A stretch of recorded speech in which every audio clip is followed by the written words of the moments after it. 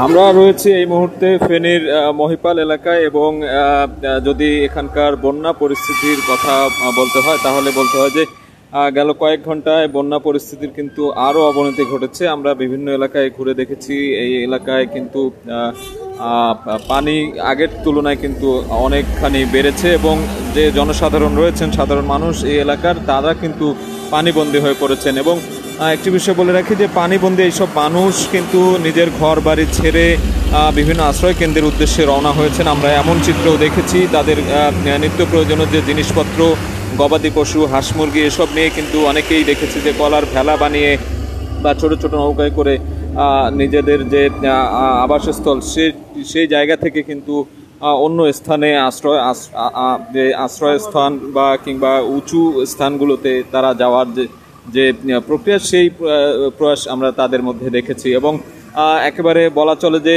নিদারুণ কষ্টেই তারা দিন কাটাচ্ছেন। আমরা বিভিন্ন ব্যবসা প্রতিষ্ঠান দেখেছি, পাড়া মহল্লার দোকানগুলো যেগুলো রয়েছে সেগুলো অনেকগুলোই বন্ধ রয়েছে, সেগুলোর ভেতরে পানি উঠেছে, বিভিন্ন পণ্য কিন্তু ক্ষতিগ্রস্ত হয়েছে, এমন চিত্র আমরা দেখেছি। এছাড়া আমরা কয়েকজন ফেনী জেলা জুড়ে যে কয়েকটি উপজেলা রয়েছে এবং যেই গ্রামগুলো রয়েছে সবগুলোই কিন্তু মোটামুটি প্রায় কয়েক লক্ষ মানুষ পানিবন্দী রয়েছে এই মুহূর্তে। আপনারা জানেন যে ভারতের যে ত্রিপুরা রাজ্যের যে বাঁধ, সেই বাঁধ খুলে দেওয়ার পরেই কিন্তু হু হু করে পানি ঢুকে পড়েছে বাংলাদেশে। তার সঙ্গে যুক্ত হয়েছে অতিবৃষ্টি। এই অতিবৃষ্টি সকাল থেকেই গত 24 ঘন্টায় 170 মিলিমিটারেরও বেশি বৃষ্টিপাত হয়েছে এই ফেনী কুমিল্লা এলাকায়, আমরা জানতে পেরেছি। এবং এই যে বাঁধ ভেঙে যে পানির ঢল, সেই পানির ঢল, উজান থেকে নেমে আসা পানির ঢল এবং অতিবৃষ্টির মাধ্যমে এই দুইয়ের এই পানি আসার ফলেই কিন্তু যে বন্যা পরিস্থিতি সেটি আরও অবনতি ঘটেছে এবং অনেক মানুষ এখানে পানিবন্দী আটকা পড়েছেন। তারা বলছেন তাদের সহায়তা করার জন্য সরকারি কোনো সহায়তা অনেকেই এখন পর্যন্ত পাননি।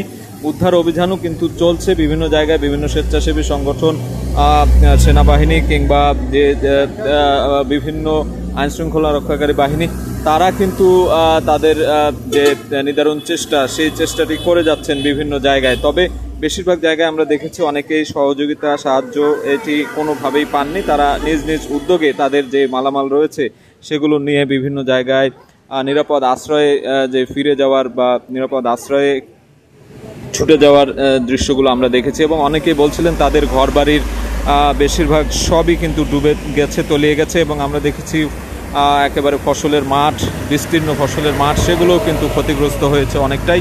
এবং আরেকটি বিষয় বলে রাখি যে ঢাকা ফেনী, ঢাকা কুমিল্লা এই যে মহাসড়ক রয়েছে, এই মহাসড়কেও কিন্তু বিভিন্ন জায়গায় পানি ওঠার দৃশ্য আমরা দেখেছি। এর ফলে কিন্তু দীর্ঘ যানজট, 10 থেকে 15 কিলোমিটার পর্যন্ত দীর্ঘ যানজট ছিল সকাল থেকে দুপুর পর্যন্ত। এখনও সেই গাড়িগুলো আটকে আছে, রাস্তার দুই পাশেই কিন্তু দীর্ঘ যানজট আমরা দেখেছি। এবং এই যে পানি বন্দি মানুষের যেই দুর্ভোগ এবং কষ্ট, সেটি এখন পর্যন্ত আসলে কমার কোনো লক্ষণ আমরা দেখছি না। তবে অনেকেই এখানে যারা বানভাসী মানুষ রয়েছেন তারা দাবি জানিয়েছেন যে তাদেরকে যেন সহায়তা করা হয়।